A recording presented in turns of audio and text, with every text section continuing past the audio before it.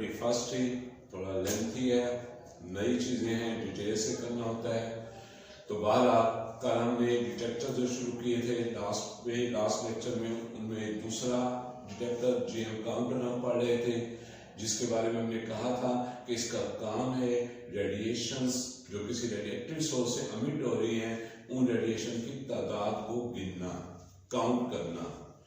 तो वो हमने कुछ हाफ पोर्शन इसका पढ़ लिया था, बाकी इसको और चीजें जो इसकी हैं वो हम करने लगे हैं रिवाइज करते हुए एक दफा कि ये रेडिएशन, और ख्याल है आयनाइजिंग रेडिएशन की हम बात कर रहे हैं। ये जब इस चैम्बर में एंटर होंगी तो अंदर गैस, और इस गैस के आयन के साथ कोलिजन करके इनको आयनाइज कर देंगी, पॉजिटिव और नेगेटिव आयन बनेंगे।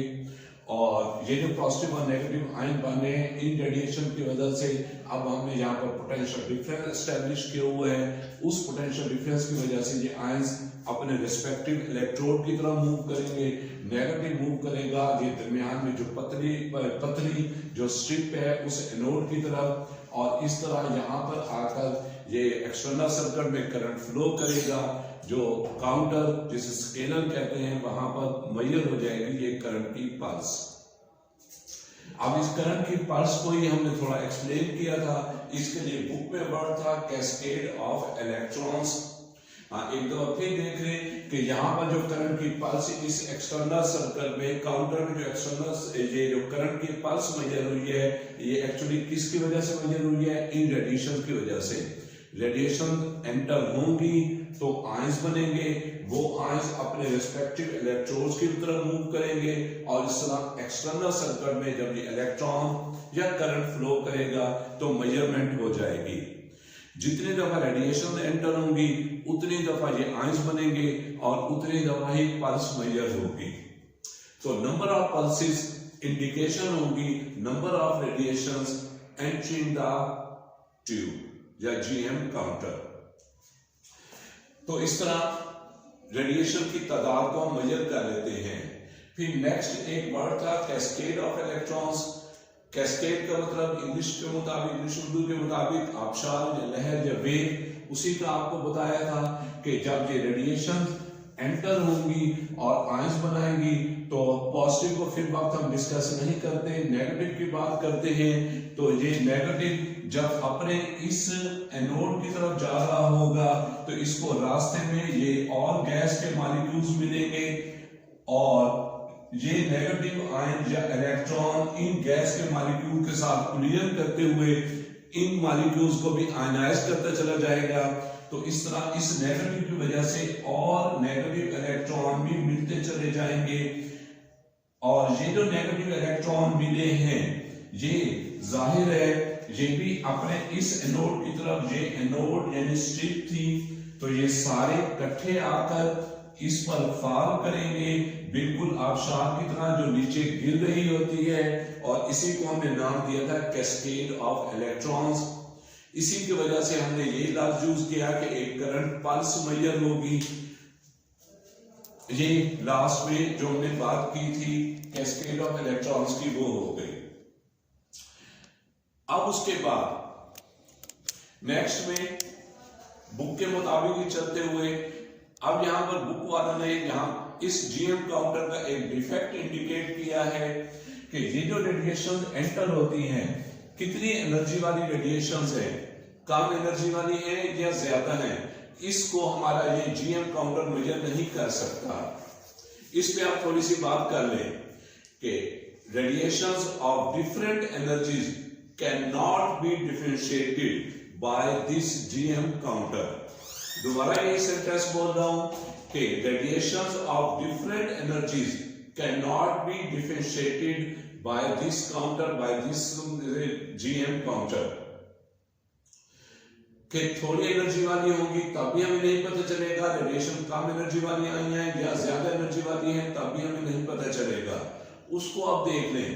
सपोज देखें ये हाई एनर्जी वाली रेडिएशन आई, पहले जिक्र किया था शुरू में ही, लास्ट लेक्चर में ही, कि जब ये रेडिएशन एंटर होंगी तो ये डिफरेंट एटम्स के साथ इन्हीं ये जो अंदर गैस है, गैस के डिफरेंट एटम के साथ कोलिजन करती चली जाएंगी। कब तक? हर कोलिजन में अपनी एनर्जी ट्रांसफर करेंगे, हर कोलिजन में आयंस बनते चले जाएंगे और उस वक्त तक कोलिजन करते चले जाएंगे जब तक इनकी सारी एनर्जी खत्म नहीं हो जाती। अब सपोज ये हाई एनर्जी वाली रेडिएशन थी, इसने इन 4 एटम्स के साथ कोलिजन करके इनको आयनाइज कर दिया। अब ये जो आयंस प्रोड्यूस हुए होंगे, दोबारा हम सिर्फ और सिर्फ नेगेटिव की बात करते हैं, पॉजिटिव की बात नहीं करते।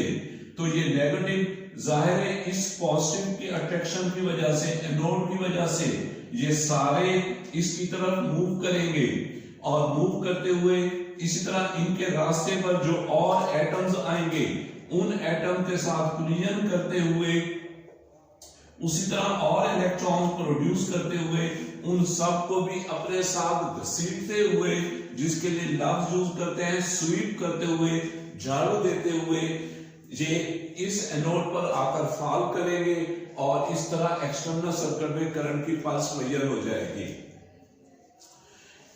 हाँ जी, हमने ये बात की थी। अब यहां पर आपको ये मैंने बात की है कि सपोज कर रहे हैं कि ये हाई एनर्जी रेडिएशन है, एक ये हाई एनर्जी रेडिएशन है, इसने ये 4 एटम्स के साथ कोलिजन करके आयनाइजेशन प्रोड्यूस की। अब अगर इसके मुकाबले में कोई लो एनर्जी रेडिएशन आ जाए, ये लो एनर्जी रेडिएशन, और ये सिर्फ और सिर्फ एक आयन पेयर प्रोड्यूस कर रही है और एक कोलिजन में अपनी सारी एनर्जी लूज कर देती है।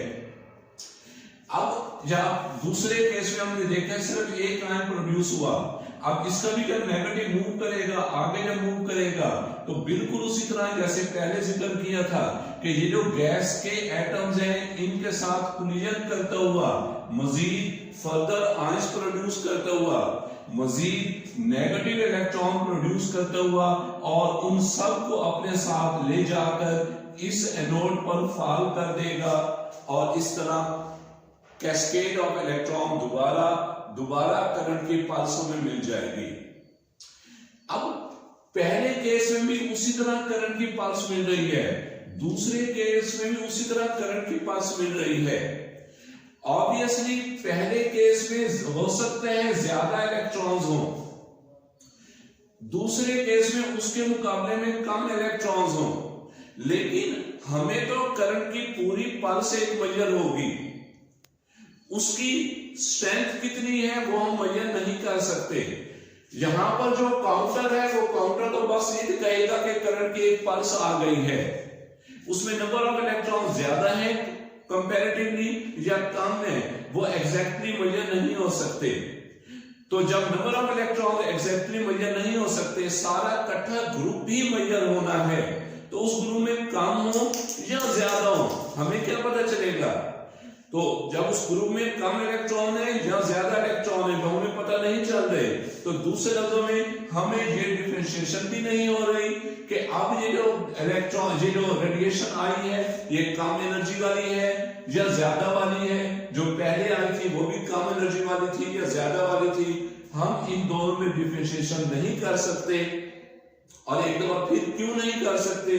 क्योंकि इसकी वजह से जो फिनोमिना था दूसरी की वजह से भी वही फिनोमिना हुआ है, फिनोमिना में कोई खास फर्क नहीं पड़ा, एक जैसा रिजल्ट मिला है। जब रिजल्ट एक जैसा है तो फिर इन दोनों में डिफरेंशिएशन भी नहीं हो सकती। तो ये पहला डिफेक्ट है इस जीएम काउंटर का कि GM counter can not measure the energy of radiations entering the tube. Yeah, it cannot differentiate the energies of the radiations. ये हमने थोड़ा जिक्र करना था, वो हो गया। उसके बाद अब पॉजिटिव की बात भी अब शुरू करने लगे हैं, ये कैस्केड की बात खत्म करते हुए। हाँ जी, ये है एनोड और ये है कैथोड, यही जिस पर नेगेटिव चार्ज, ये कैथोड। अब देखो ये जो रेडिएशन एंटर हुई है, इन रेडिएशन ने उसी तरह गैस के एटम्स के साथ कोलिजन करके इनको आयनाइज कर दिया, और आयनाइज करने का मतलब है नेगेटिव और पॉजिटिव न्यूक्लियाइड अलग अलग हो गए, नेगेटिव इलेक्ट्रॉन और पॉजिटिव न्यूक्लियाइड। चार्जेस बन गए, आयंस बन गए। अब ये जो आयंस है जाहिर है दो नेगेटिव और पॉजिटिव, नेगेटिव मूव करेगा अपने रिस्पेक्टिव इलेक्ट्रोड यानी एनोड की तरफ और पॉजिटिव मूव करेगा टुवर्ड्स द कैथोड। अब वही पॉजिटिव मूवमेंट देखने लगे हैं, दो चीजें प्रोड्यूस हुई है, दोनों चीजें अपने रिस्पेक्टिव इलेक्ट्रोड्स की तरफ मूव करेंगी। दोबारा मैं ये बना रहा हूं, इस एटम की आयनाइजेशन की वजह से ये नेगेटिव प्रोड्यूस हुआ और ये पॉजिटिव प्रोड्यूस हुआ। नेगेटिव किधर जा रहा है? नेगेटिव ऑब्वियसली जा रहा है एनोड की तरफ और पॉजिटिव जा रहा है ऑब्वियसली कैथोड की तरफ। अब ये दोनों नेगेटिव इलेक्ट्रॉन और पॉजिटिव न्यूक्लियस क्या ये दोनों एक ही मास के हैं? क्या दोनों का इनर्शिया एक ही है? नहीं। नेगेटिव लाइटर इलेक्ट्रॉन लाइटर होता है, ये पॉजिटिव हैवियर होता है। तो जब ये लाइटर है नेगेटिव, ये जल्दी अपने रिस्पेक्टिव इलेक्ट्रोड्स यानी एनोड की तरफ पहुंच जाएगा और इस तरह हमने इसी एनोड के साथ वो काउंटर वो स्केलर लगाया हुआ है, वो पल्स मेजर कर लेगा और ये पल्स मेजर हो जाती है विद इन 1 माइक्रोसेकंड के जैसे ही रेडिएशन एंटर हुई आयंस बने, आयन बनने के बाद नेगेटिव अपने इस पे एनोड की तरफ गया और ये सारे का सारा फिनोमिना कंप्लीट हो गया 1 माइक्रोसेकंड में। तो इस तरह 1 माइक्रोसेकंड में पल्स मेजर हो गई। रेडिएशन के एंटर और मेजरमेंट के दरमियान जो टाइम कोलैप्स करेगा वो सिर्फ 1 माइक्रोसेकंड का होगा। अब लेकिन जो फिनोमिना शुरू हुआ था उसमें तो नेगेटिव और पॉजिटिव दोनों प्रोड्यूस हुए थे। ये तो ठीक है अपनी मंजिल पर पहुंच गया, लेकिन पॉजिटिव चूंकि भारी है, हैवियर है, इसका इनर्शिया ज्यादा है, तो ये पॉजिटिव आयन इस नेगेटिव के मुकाबले में ज्यादा टाइम ले जाएगा। तो जब तक ये अपनी मंजिल तक ना पहुंचे उस वक्त तक प्रोसेस जो यहां पर शुरू हुआ था वो कंप्लीट नहीं होगा और जब कंप्लीट नहीं होगा तो अगली रेडिएशन भी काउंट नहीं हो सकेगी। बिल्कुल उसी तरह इसको समझने के लिए एक एग्जांपल ले लेते हैं कि सपोज एथलेटिक के मुकाबले हो रहे हैं, ग्राउंड में रनिंग का दौड़ों का मुकाबला हो रहा है और उस दौड़ों के मुकाबले में पहला जो विनर था या सेकंड था जो थर्ड था वो अपनी मंजिल पर पहुंच गए हैं और इस तरह हमारा जो इवेंट है उसका फैसला हो गया है। लेकिन जब तक आखिरी प्लेयर भी उस क्रॉसिंग लाइन तक नहीं पहुंचेगा उस वक्त तक उस हम फील्ड को अगले इवेंट के लिए यूज नहीं कर सकते कि वो इवेंट खत्म होगा तो अगला इवेंट चेक होगा, अगला इवेंट स्टार्ट होगा। तो यहां पर भी वही बात कि जब ये पॉजिटिव अपनी मंजिल तक जब तक ना पहुंचे, ठीक है नेगेटिव पहुंच गया है, पास मेजर हो गई, हमारा पर्पस पूरा हो गया है, ठीक है नो डाउट। लेकिन ये जो ग्राउंड है ये अभी तक क्लियर नहीं हुआ, यहां पर अभी तक इवेंट हो रहा है। क्या इवेंट हो रहा है कि ये पॉजिटिव स्लो है, इनर्शिया ज्यादा है, ये अभी तक अपनी मंजिल तक नहीं पहुंचा। तो जब तक ये अपनी मंजिल पर ना पहुंचे हम इसको नए इवेंट नई एंट्री के लिए यूज नहीं कर सकते, हमें वेट करना पड़ेगा। किस पर्पस के लिए? इसको अपनी मंजिल तक पहुंचने के लिए। तो जब तक ये अपनी मंजिल तक ना पहुंचे, जितना एक्स्ट्रा टाइम ले रहा है उस एक्स्ट्रा टाइम को हम नाम देते हैं डेड टाइम ऑफ काउंटर का, कि अब ये अगली काउंटिंग नहीं कर रहा और dead time of counter approximately है 10⁻⁻⁴ सेकंड। ये वो एक्स्ट्रा टाइम है जो पॉजिटिव न्यूक्लियस ले रहा है अपनी मंजिल तक पहुंचने में। इस दौरान ये counter next event next radiation की काउंटिंग के लिए यूज नहीं हो सकता और इसका टाइम है 10⁻⁴ सेकंड। इसको हम बोलते हैं dead time of the counter का। तो इस तरह इसका दूसरा ये ड्रॉबैक आ गया कि ये स्लो काउंटर है कि अगर यहां पर कोई ऐसा रेडिएटिव सोर्स पड़ा है जो जल्दी जल्दी रेडिएशन एमिट कर रहा है, तो जो रेडिएशन ये तो एंटर हो गई, इसकी वजह से काउंटिंग हो गई। लेकिन अगर ये दूसरी रेडिएशन फौरन ही एंटर हुई है इस टाइम इंटरवल के अंदर ही, तो ये इस रेडिएशन की वजह से जो आयंस बनेंगे वो आयंस इस पहली वाली के साथ मिक्स हो जाएंगे, अलग से पल्स नहीं देंगे, और जब अलग से पल्स नहीं देंगे तो अलग से मेजरमेंट भी नहीं होगी। तो ये counter GM counter slow counter है, जल्दी जहां से रेडिएशन अमिट हो रही है, फास्ट एमिशन हो रही है, ये उनको काउंट नहीं कर सकता। ये इसका दूसरा ड्रॉबैक हो गया। पहला हमने पढ़ा था कि इसमें मेजरमेंट एनर्जी के बारे में हम नहीं कर सकते, तो ये डेड टाइम ऑफ काउंटर की बात हो गई। अब उसके बाद नेक्स्ट में हमने क्विंचिंग की बात करनी है। अब उसकी बात करते हुए अब देखिए, जब ये पॉजिटिव नेगेटिव की बात हमने जितनी करनी थी कर ली, अब हम पॉजिटिव पर आ रहे हैं। जब ये पॉजिटिव अपनी मंजिल तक जा रहा होगा तो इसको भी रास्ते में ये क्या है, ये वो एटम्स हैं गैस के जो अंदर इसके फिल की गई है, तो इनकी वजह से ये भी उस तरह कोलिजन करता चला जाएगा। कोलिजन की वजह से ये भी आयन प्रोड्यूस करता चला जाएगा, और इन आयन का मतलब ये हुआ कि अब दोबारा उसी तरह पॉजिटिव और नेगेटिव प्रोड्यूस होते चले जा रहे हैं।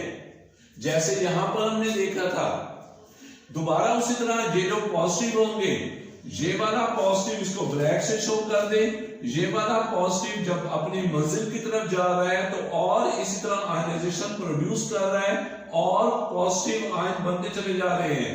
तो ये जो पॉजिटिव आयन है ये भी इसके साथ घसीटते हुए का मतलब है स्वीप होते हुए उसी तरह इस एनोड पर कैथोड प्लेट पर फॉल करेंगे, और पल्स की सूरत में ये भी या कैस्केड की सूरत में ये फॉल करेंगे। ये तो वही बात हो गई। अब आते हैं इस नेगेटिव पर, ये जो नेगेटिव प्रोड्यूस हो रहा है, साथ ही साथ एक और बात भी करनी जो हमारी बुक में है कि जब ये पॉजिटिव या जितने भी पॉजिटिव हैं ये जो बाद में प्रोड्यूस हुए, जब ये पॉजिटिव आकर इस कैथोड प्लेट पर फॉल करेंगे तो कोलिजन करके एनर्जी ट्रांसफर कर देंगे। इस एनर्जी की वजह से यहां इस प्लेट से, इस मेटल सरफेस से क्या अमिट हो जाएंगे, इलेक्ट्रॉन अमिट हो जाएंगे। ये इलेक्ट्रॉन अमिट हो गए,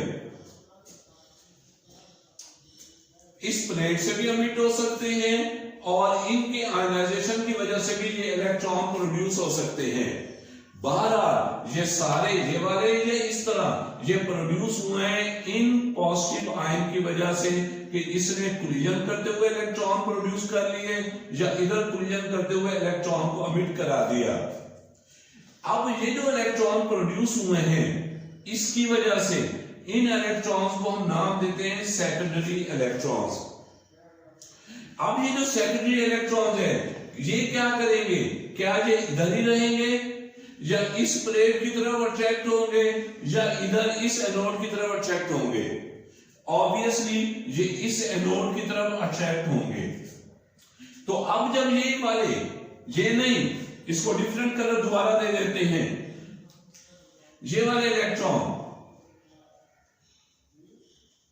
ये हमने कहा है कि ना इधर रहेंगे ना इस कैथोड की तरफ अट्रैक्ट होंगे बल्कि इस एनोड की तरफ अट्रैक्ट होंगे। तो जब ये नेगेटिव इलेक्ट्रॉन जिन्हें सेकेंडरी इलेक्ट्रॉन कहा किसकी वजह से प्रोड्यूस हुए? क्या रेडिएशन की वजह से प्रोड्यूस हुए? नहीं, इस पॉजिटिव आयन की कोलिजन की वजह से प्रोड्यूस हुए। तो ये सेकेंडरी इलेक्ट्रॉन्स जाहिर है मूव करेंगे इस एनोड की तरफ। तो जब एनोड की तरफ मूव करेंगे तो ये इलेक्ट्रॉन भी उसी तरह पल्स प्रोड्यूस करते चले जाएंगे। प्रोड्यूस करते हुए क्या ये जो पहली वाली पल्स थी जो एक्चुअल आ रही थी, क्या इनकी पल्स के साथ ये दोनों पल्सेस क्या कंबाइन हो जाएंगी या ये पहले पहुंच जाएंगे, ये बाद में पहुंचेंगे?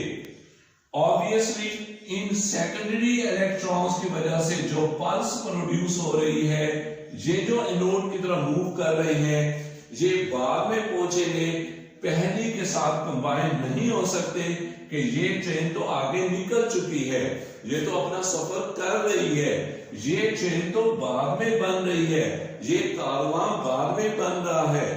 तो ये वाला कारवां या ये ट्रेन या सेकेंडरी इलेक्ट्रॉन्स वाली पल्सेस इसके साथ कंबाइन नहीं हो सकती, ये बाद में आकर इस पर फॉल करेगी। तो इस तरह बाद में आकर जब इस पर फॉल करेगी तो हमें इन सेकेंडरी इलेक्ट्रॉन्स की वजह से एक और पल्स मेजर हो जाएगी, एक और काउंटिंग हो जाएगी। इस काउंटिंग को स्पीरियस काउंटिंग का नाम देते हैं। ये काउंटिंग हमें नहीं चाहिए, ये फाल्स काउंटिंग है। हमें तो काउंटिंग सिर्फ और सिर्फ इन रेडिएशन की वजह से चाहिए। लेकिन अब जो काउंटिंग आ रही है वो तो सेकेंडरी इलेक्ट्रॉन्स की वजह से है। क्या ये जो काउंटिंग मिलेगी हमें दोबारा से इस एक्चुअल काउंटिंग के बाद में मिलेगी, तो क्या हम इसको ये समझे कि कोई और रेडिएशन आई है जिसने ये काउंटिंग दी है?